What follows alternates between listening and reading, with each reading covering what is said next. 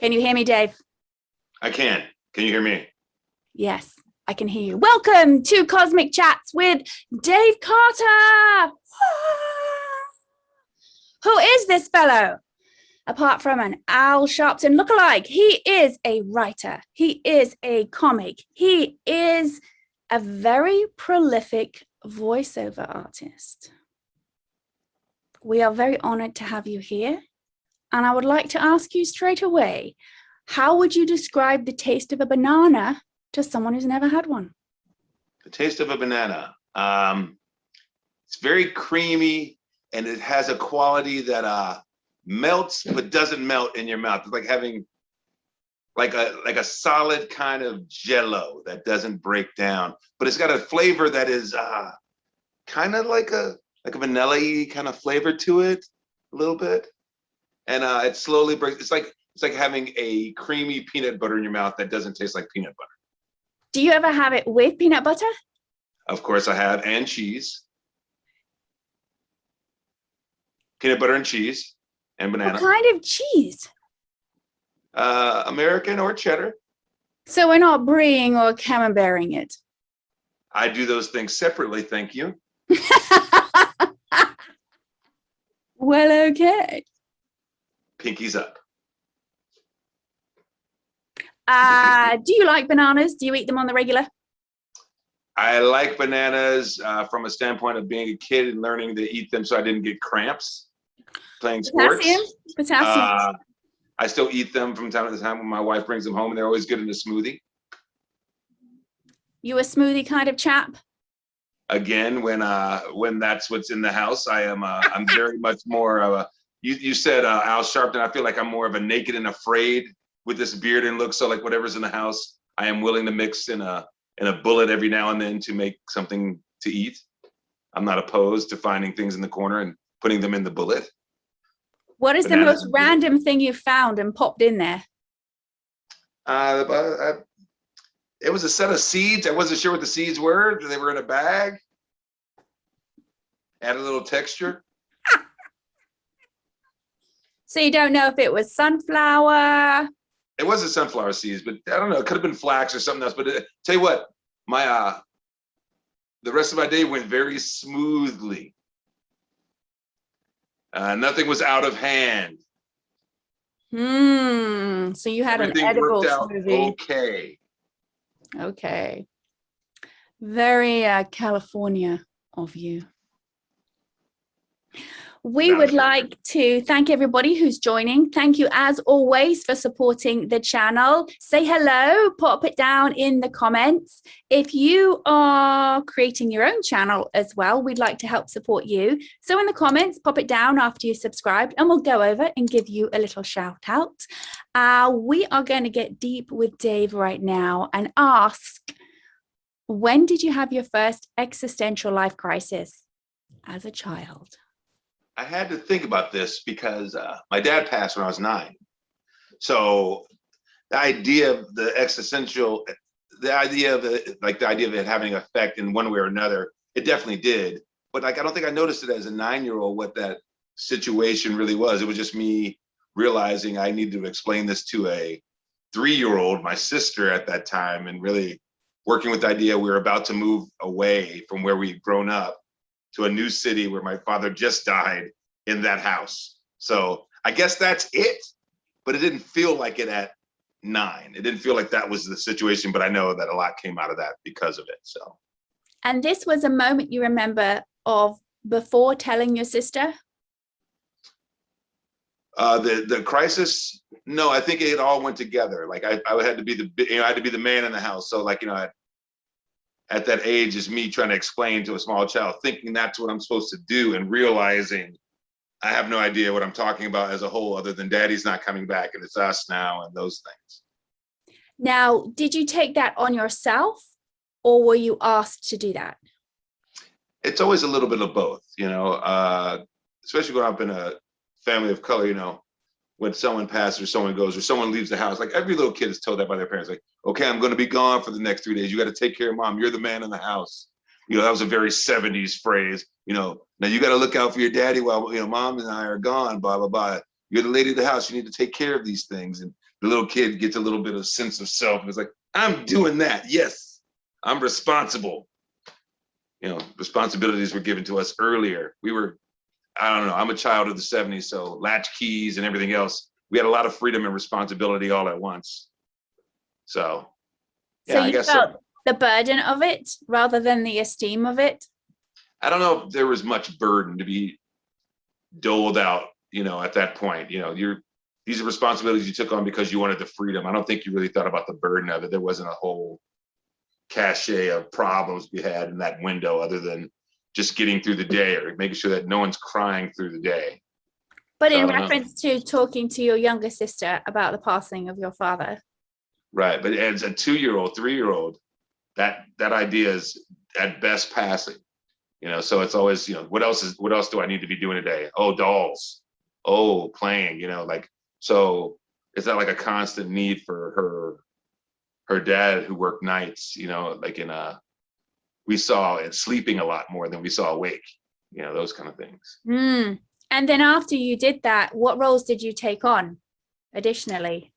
As we moved and settled into the new city and everything else, it kind of slipped away from me because I became a man of his own schedule and, you know, design. So like, it wasn't as much a thing around the house as they were trying to keep me busy not to notice. Unlike my sister, who didn't need to be kept busy. She was busy just being 3.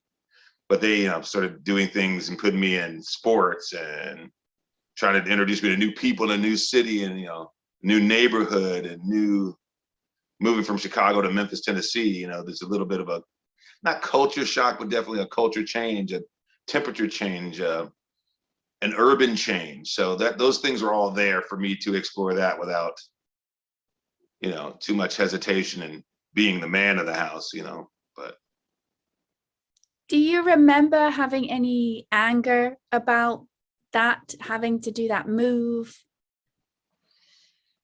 The one thing I remember was the vote before the move. Like the move itself was, I felt like it was a calculated move on all sides now, but at the time I thought my sister and I, her 3, me being like 9, you know, they said your vote counts. It's like, well, you know, I was like, you know, these are responsibilities in that moment, but it's like I'd spent summers at my uncle's house in Memphis. So it's like, I know where we need to be.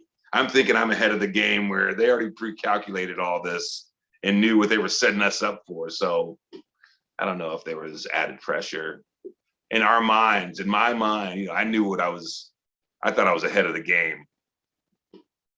And then reality, was it exactly as you'd envisioned it, or was it a complete shock? Living versus visiting, yeah, the move. Complete shock. I don't know I don't think it was ever a complete shock, but you know, it's new realities, new situational existence, new schools, new expectations from those said schools, making friends. You know, I didn't live where I visited. I lived in another part of town. So, you know, having all those new things that had to happen at once and being one of the few kids of color there was very, I don't think I saw it on the front, but I see it looking back and know certain things of it as you watch through pictures of your life and go like, oh yeah, that was the summer, you know, that I slept over at our coach's house every other week. We had sports and I would stay with him and his kids, stuff like that, you know. And learning from my mother what she had tried to put in motion and stuff like that. So that's interesting. And when did the penny drop for that situation? Like, oh, that's why I was staying at oh, okay. You know, I don't know if it ever did until adulthood, because I was so happy-go-lucky, adventure-driven that everything was in my movie that of my life that was happening was supposed to happen. So I would never really question a whole lot of it because it was mostly, at least in terms of a kid with a new opportunity, awesome. It was definitely an adventure like anything I was watching in the movies. So I was definitely free to explore and to be, and no one tried to stop me from being me for the most part. So it was all fun and games. When you moved to schools where you were one of the few persons of color, was that the same as the city you'd come from? Or were you? No, I came from Chicago, Illinois, and like the schools I went to were like all Black private schools versus all white private schools, or like the public school I went to, was a different kind of center. Then moving to Memphis, it was another private school, but it was this curriculum wise and everything else. I don't know if I remembered it before then. Like moving to Memphis, it became real idea that, oh, I have to study for a test. Ooh, I have to know how to spell these words. Like I was acting out a little bit. I found out later that I don't remember acting out. Of course, I don't remember it, but that I was doing that was like, this is not acceptable. So yeah, there were some bumps in there. And academically, were you a very advanced kid in that new school? I don't think I was, but I think I was ahead of everything that was before me that I had previously done. But like I was never really that into my grades or anything of that nature. But looking back on all the stuff that I've been allowed to do and where I've kind of fallen out, I definitely was more advanced than I could have been. The choices in work I do, like voiceover, the idea of understanding language in certain ways, writing for TV and understanding how language works, opportunities I've been afforded, the types of sports I played, the types of things I did as a broadcaster for radio and TV when I was in the military. Like these were not readily accessible things. So there's definitely something to it, but I think I got through school as best any kid would, like C student, tops probably, but how all those skills that I've learned and acquired over that time have directly affected everything that I do has been amazing. So yeah, very interesting. And did you make the choice to go into the military, or was it you chose on your own? I'd seen Good Morning Vietnam. Before that, I was thinking I was going to come out to California and go to UCLA to film school or something like that. And then when I found out how much it cost to go there when I was in high school, because I was trying to talk my mom into letting me move early, and that not happening, I was like, I'll just go in the military. I'll get stationed somewhere close. I'll just drive down there every day. It'll be fine. The delusional adventure-go-lucky kid I was making these choices. But getting into broadcast school did not happen the first time around. I ended up in a skill called transportation. And you think you're going to be one of those people that drives like a motorcycle for a living. No, you're driving buses and tractor trailers and people to work and everything. And it was an interesting thing, but it put me in Riverside, actually.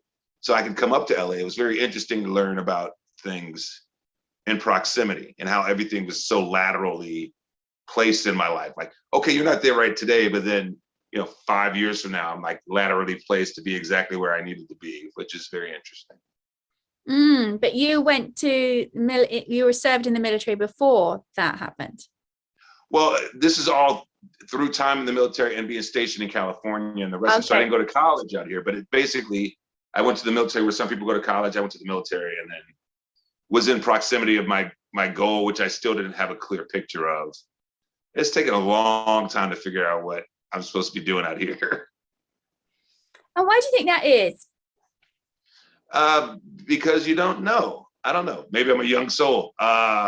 It's more the idea of, I know kind of where I want to be. And like, even my friends looking at high school, like you always talked about being out there in entertainment, and like what that actually meant, being in entertainment, is so broad. It could be anything. And having touched so many different parts of it, as I've gotten older, it's fine tuning and getting down to the smaller little, oh, I'm this thing right now. I'm this. So trying to getting a perspective on what that is has been a long time coming, because it wasn't college that drove those wants or needs. It's just always been what feels right. What would you say your philosophy of life is now? Seeing if my wife's in the room or not. But I don't know.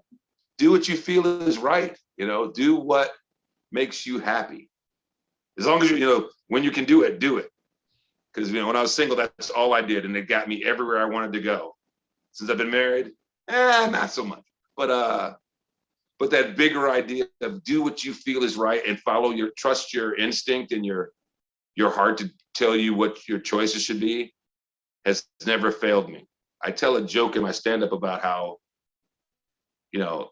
great my life has been, and I have my main chick has been so great, but she and I have been fighting a lot lately, and I'm sleeping on the couch. And my side chick's been in my ear asking for things and wanting stuff. And I say, like, I'd get rid of my side chick if I weren't married to her and had a kid. I love it, love it. Because my main chick is the universe, and anything that I really need, as long as I'm being honest, is provided. I very much like that.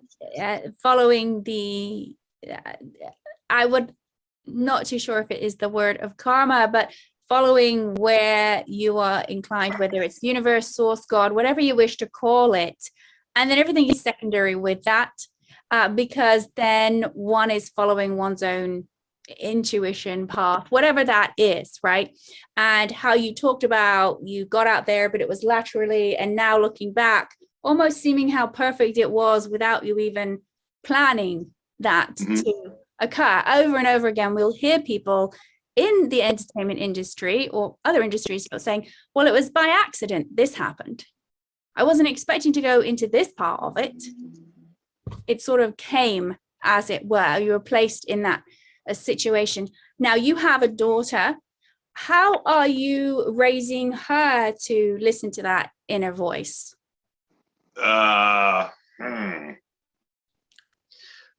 Coco is 8. She is a Capricorn. I am an Aquarius. So similarly, these are only your sun signs, though, right? These are simply your sun signs.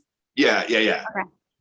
But these broad ideas of how that person kind of is, for that to be said, my daughter loves her imagination and thinks a lot of things just like me, but has no interest in what the Aquarian has to say. She definitely thinks she understands more at 8 than we will ever know. And there's a possibility she could, but the practical side of, like how Earth works, she's a little bit behind on that. So the interesting thing for me is she's an actor, is trying to let her trust her instincts on things, like allowing her that when she's sincerely doing it versus being the car salesman she can be to get through a moment to what she actually wants on hand. Like she'll start making stuff up just to kind of keep her thought process alive, which most children do, where I have to go like, Coco, I think maybe it's this. And her favorite phrase, at least in this last pandemic year, was, how do you know, Dad? How do you Queen-tude. So yeah, but getting her past that and her really being open to suggestions of how stuff works. And she asks more and more. It's been interesting trying to share honestly with her as a mixed child, as a multicultural child, like giving her insight in where she can be has been, it's always, I don't know, I follow my gut in that too as much as possible, even though my wife's not always crazy about that choice, especially if I start something before I leave to go do a show and she's stuck answering it because I have to leave first. Like, where do babies come from? It's interesting. Men and women have sex, but we'll talk about that on Tuesday. And then I leave, and then my wife is stuck explaining that for the rest of the evening. So, yeah, she's a farm girl from Wisconsin, so she's not always ready to explain those things. So yeah, that kind of. Does your daughter have a perception of failure the same way you might have had growing up? I think it's nothing like what I experienced, because there was like failure fell into 2 or 3 categories, at least when I was a kid. Failure was never failure. It didn't work and you try again. And then you had failure that was socially based, which, you don't want to ever experience that again. So you don't want to try certain things. And then you have those failures in life where it's like, I went, the way that I went and it all fell through, and, you're still broken, like in the movies, you're still that broken man living on the curbs of the streets, waiting for someone to say, hey man, that's that guy that invented the wheel. Like, yeah, it's not me that invented the wheel, invented itself, like whatever. But failure for her is, she doesn't, if it's not within her wheelhouse from the beginning, she's not good at it. Or the fact of, she doesn't want to do it. Like, failure looks like in this new, I don't know what group she would be, Gen Z, not Gen Z, like, I don't know what grouping she would fall under at 8. But the idea of not messing up is a big part of what they look for in their selves. Like they want to be good naturally. They think from the get-go versus being willing to have setbacks or not understand something and figure it out. They want to know immediately the correct answer. And I think that's part of the Google space that we put in on the Gen Zs, which is they're reading something. And I remember they would read, like I had a friend I went to school with, and he's like, what does this word mean? He would ask immediately when he got to something he didn't understand and ask what it was. I said, why don't you finish the rest of the sentence? If the rest of the sentence doesn't illuminate where you want to go, then ask me. And there was a lot of, what is, like a lot of sitting back, finishing. Once he finished reading what was in front of him, it made more sense versus getting to the word and immediately needing an answer. Like that was something I saw in the Gen Zs, where now my daughter's like, oh no, I'm not good at that. So she doesn't want to try things, and we have to coax her into it, or her friends have to be willing to do something that she's willing to try versus her not naturally being good at it. If she can't be naturally good at it, or she doesn't think she knows how to do it immediately, it's a little bit of a, try it, maybe you'll like it kind of situation that we have to press in on, that we do. But and when you grew up and there were things that if you can remember, I can't do this, or were you so happy-go-lucky you just tried it anyway? Yeah, there wasn't a whole lot I asked a lot of questions about, especially coming through like improv and all those things in like but when you were her age, when you were younger, That's what I'm saying. I'm thinking across the board. Like we just invented what we thought we needed to invent, and we worked with it. We tried it, and if it didn't work, we'd rebuild it, and we would do those things. There was not a whole lot of like I bought her great books on how things work. So if she wants to understand something, she can look it up. I remember sitting in the stairwell of my building for hours, dropping Evel Knievel with freezer bags attached to see how slowly it fell to the ground versus my Timex, not a stopwatch, just like counting the seconds out, trying to figure out the math on that. It's like there weren't a whole lot of questions you were asking adults at that point, at least in my world. It was just all how you think things are supposed to work and you making it work, even if it's not the right way to do it, but you making it work. Same thing in filmmaking and editing and all that stuff. It was like you made stuff the way you thought it's supposed to happen until you found out, oh, that's not the process. Oh, they don't throw like a dude down the steps like 14 times to find out how exactly he's going to fall in this stunt to a camera. Oh, sorry, Ed. Hope you heal up soon. Stuff like that. The coming through the just the pandemic, right, where there was less everything, people needing to go to stores, being crazy in the US for toilet rolls. The boomer was like, everybody get cans. We need canned food. The Gen Z was on Twitter. I have anxiety. I don't know how to do this. Millennials are telling everyone what to do, and the Xers are like, chill out. We got crackers and ketchup. We're good for days. Hey, what's this app called Postmates? This thing is genius.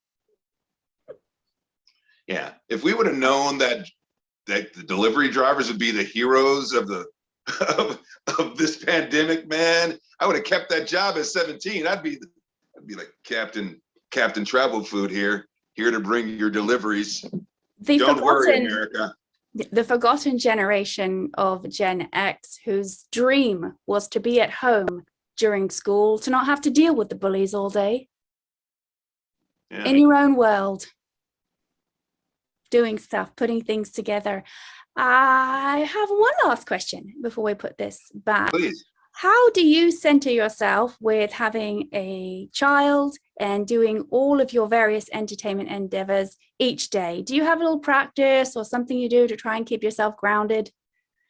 I don't. No, I'm kidding. I was just joking about saying I don't. I don't know. I think it's very much the same as what I use before shows. I think it's the same practice because I've used it the same way. It's before a show, I don't usually get to rehearse with my group. I usually end up directing and making everything work, or producing. You have all these other things going on. And at the very last minute, you get to go play with your friends. Same thing with life, with your family. I have to go and I got this session over here, and then my wife and daughter need this, or the toilet backed up and we have to deal with this problem. I'm flying out of town to go shoot for a week and a half, and I have to the one little thing that I do that's common to all of them, I think, if anything, is taking a moment before it starts and having a tiny mantra with one little tiny foul word in it. I don't know if this works. It's like, please, Lord, don't let me be the one to F this up. If I had a mantra, that's kind of it right before the big thing has to happen, before you have to go in front of, the plumber and talk about what the problem is that you don't really know. Dear Lord, don't let me be the one to screw this up. And then talking through it seriously and understanding what your wife has been telling you all this time. You were half listening, and your daughter's, like a scooter is broken, and you weren't able to listen because you were trying to finish the thing that had to be turned in. Dear Lord, don't let me be the one to mess this scooter up. Dear Lord, let me get through this set and not be the one who screwed this up and make the audience not, cry. I never want to see a comedy show again. So that's the one mantra that I carry deeply is, dear Lord, don't let me be the one to F this up. Sounds like a true Generation Xer. Because there was punishment. Yeah. There was punishment.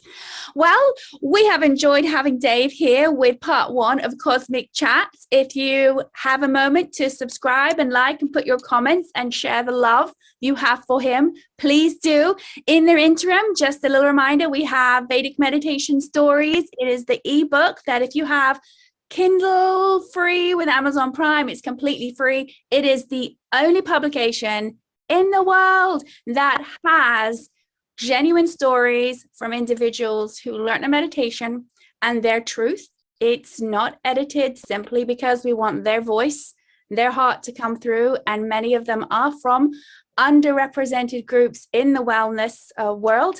And our nonprofit endeavor is to globally be able to go into communities that are underrepresented in the wellness world, teach large amounts of people a self-sufficient meditation practice in the community itself at no financial burden to them, although there is always a little bit of exchange for transformation to occur.